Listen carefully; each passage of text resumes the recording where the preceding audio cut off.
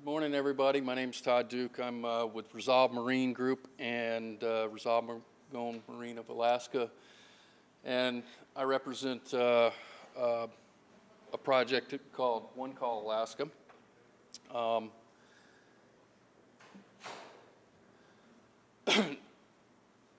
There's a thing out there called alternative planning criteria, and a lot of it was written for Alaska because of the fact that there's just so many miles of coastline and not near enough infrastructure or resources in order to perform the types of oil spill response that goes on down in the lower 48. And so there's a number of organizations out there that have approved alternative planning criteria. One Call Alaska is one of them. So I'll talk to you a little bit about our response to oil spill response in the Aleutians. One Call Alaska focuses on risk and gap reduction guidelines, intervention for prevention, and emergency response readiness. We primarily provide our coverage on the Great Circle Route, taking into account how sensitive the Alaska waters are and the extreme weather conditions. The remoteness and the distances that we have to face and the limited infrastructure support. One of the things that you take for granted out here down in the lower 48 is, you mobilize 25, 30 spill responders to a location, and we're going to put them up in the Holiday Inn. Well, where's the Holiday Inn out here? So these are things that we have to further plan for out here. The One Call Alaska program is a joint venture between Resolve Marine Group and the National Response Corporation. Our tracking office is in Anchorage, and our depot and service base here in Dutch Harbor. We utilize latest AIS monitoring technology to make sure that our client vessels stay out of those areas to be avoided, with dedicated marine emergency response presence in Western Alaska. We provide these ship owners with access to credible, consistent planning and dedicated emergency response coverage throughout not just Western Alaska, not just the United States, but throughout. No, I don't have a phone at all. So I left my phones over there. And we have part of the APC process is that you plan to help close those gaps over the period of time that you're in operation. So we have expansion plans in the works. Our AIS monitoring system utilizes some of the satellites that were talked about earlier today, 24/7 monitoring via coordination center. We utilize the routing measures, which Chris spoke about earlier today as well. Aerial operations, response base centrally located here in Dutch Harbor. Incident management personnel and proven logistics cascade plans that we've utilized all over the world. This is our coordination center in Anchorage. This is just a snapshot of One Call Alaska client vessels on a March day. Just give you an idea that the vessels that are out there on any one given day.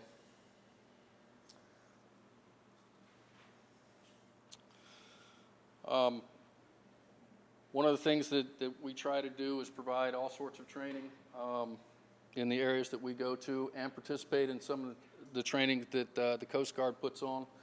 So the tabletop exercise we did here in Dutch Harbor, right here in this room. Statewide marine firefighting training that we've been involved in putting on. Marine firefighting training exercise we did here in Dutch Harbor off the back of the Resolve Pioneer. And a full-scale exercise we did last October for the Coast Guard, utilizing all the different types of skimmers and oil spill response equipment as part of our vetting process.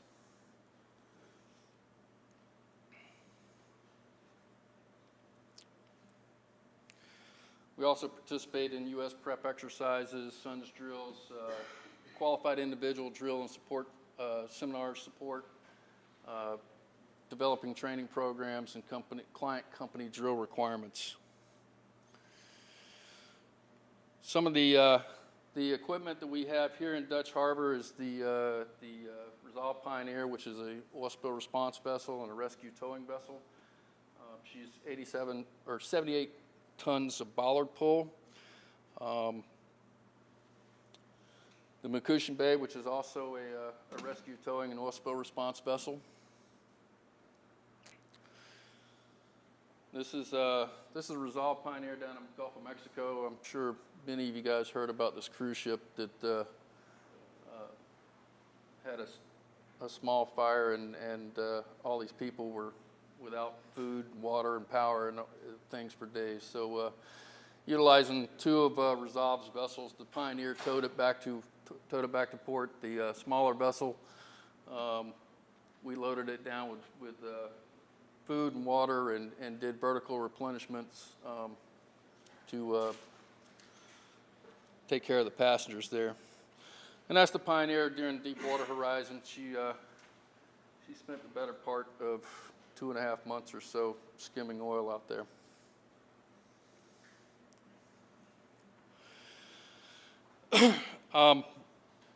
With the equipment that we brought in, we're the worst case discharge 1 for open waters. We have salvage and emergency towing and lightering response throughout the Aleutians chain, our state-of-the-art AIS support. And the equipment is owned and operated by Resolve and or NRC.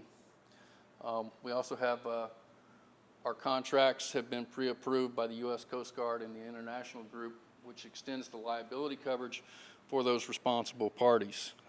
There are, in certain instances, if the international group hasn't approved your contract, they may or may not choose to accept the liability. It's just one of those interesting things. We talked a little bit about our response depot. We're excited and glad to be associated with Magone Marine and to utilize the asset base, shipyard, dry dock, some of the great people that are out there. We've got some world-class employees there, led up by Dan Magone, our operations manager out there. Once again, like I said, we're open water, worst case discharge, tier 1 OSRO with high daily recovery capacity skimmers, temporary storage, and 1,500 meters of ocean boom. We have approximately 35 people on staff, including 30 operational personnel trained in HAZWOPER and spill response, 140 employees statewide between the two companies in the state of Alaska, tugs, barges, and our portable systems. Emergency lightering, accidents are going to happen, and it's been said many times, and lots of reports that oil recovery out here in the Aleutians is awful difficult. And so one of the things that we like to do is to remove that oil in a controlled manner before it gets into the environment, and that's where a lot of our emergency lightering comes into play, including the Resolve Ibis, which is a 21,000 barrel barge that we bought just for this project. It's one of our skimmers. This actually won the Wendy Williams Award 5 or 6 years ago. It has about an 80% effective recovery rate. Some of the other skimmers that we also use, which have less of a greater amount of recovery, but they tend to recover a little more water than some of the other types of skimmers. Once again, a lot of the things that we do, the salvage services that we offer and we do is to keep the oil from entering into the environment. So we do damage assessments, temporary repairs. It's the RMG 300, which is one of our crane barge / work platforms. It's a multi-purpose barge, depending on how we load it, to do many different things. during Deepwater Horizon, she was a work platform that did an awful lot of haul and boom out to various areas and boom deployment. But typically we use her as a derrick barge or work barge. Firefighting, we have a 6,500 gallons per minute capability firefighting pumps here in Dutch Harbor. You saw some of the monitors earlier in an earlier slide. We have an extensive alcohol-resistant AFFF firefighting foam reserves here in Dutch Harbor, as well as Anchorage and Juneau. We took to salvage can be marine salvage can be really tough and on equipment, and just typical off-the-shelf stuff doesn't really work. So these pumps here we designed and constructed them ourselves.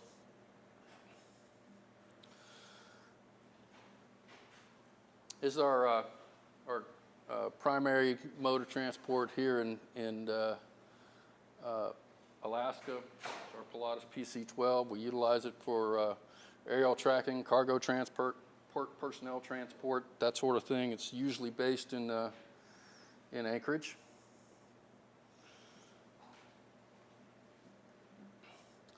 Some of our network partners that we also utilize in the state of Alaska.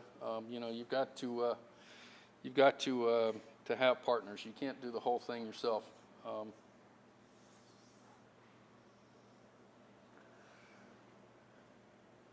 Let's tell you about a few of the recent projects we've done. The fishing vessel Taddy Z went aground around Amelia Island. We went out, refloated her, towed her back here to Dutch Harbor, and completed some repairs to her. Point Grenville, which has been a fixture here in Dutch Harbor for many, many years. We patched the bottom of her, put her back in the water, did an environmental remediation on the vessel, removed lots of pollutants and some asbestos and some other things, and then we took her out and we sunk her. Chippewa was East Anchor Cove on Unimac. We went and we did a fuel removal, removed all the hazmats, lots of floatables, and just try to make her as environmentally safe as we could. She's still there on the island. They're waiting for insurance or somebody to make a decision on whether it gets removed or not. Fishing vessel Echo was another grounded vessel that off of Franks Point, Alaska. We refloated it, towed it back to Dutch Harbor here, and it'll be eventually disposed of. Oops. Early in and the Norcoaster were both, the Norcoaster lost a prop near Adak, so we sent the Mac Bay out to grab hold of her and tow her back to get a new prop put on. Early in, had a vessel reduction gear failure and was drifting off of Seagom Island. Once again, we went out and took that one under tow and brought her back in for repairs. And then, of course, the Alaska Juris. We had a salvage, under the salvage marine firefighting regulations, all the vessels that are in U.S. waters that aren't on innocent passage are required to have a written agreement with a salvage and marine firefighting provider. We happen to be the SMFF provider for this particular vessel. We immediately mobilized upon notification to provide salvage services under the funding agreement that's required by the regulations. It's one of those cases where there was no waiting for negotiation, no waiting for working out a contract or anything. It shows that the regulations truly work. It's just simple phone call and off we went. Unfortunately, the vessel did sink prior to our arrival. And the fishing vessel Ambition, it was a vessel that sank. We are in the process of mobilizing to do the subsurface fuel removal, where we'll have divers go down, tap the tanks, and pump the fuel to the surface, put it into the tanks on the vessel. And then shortly after that, we will do a vessel removal, raise the vessel, and beyond that, it depends on what kind of shape the vessel comes up in. So that's just our approach. We have many, many tools in our toolbox, and so we're glad to be part of the response community here.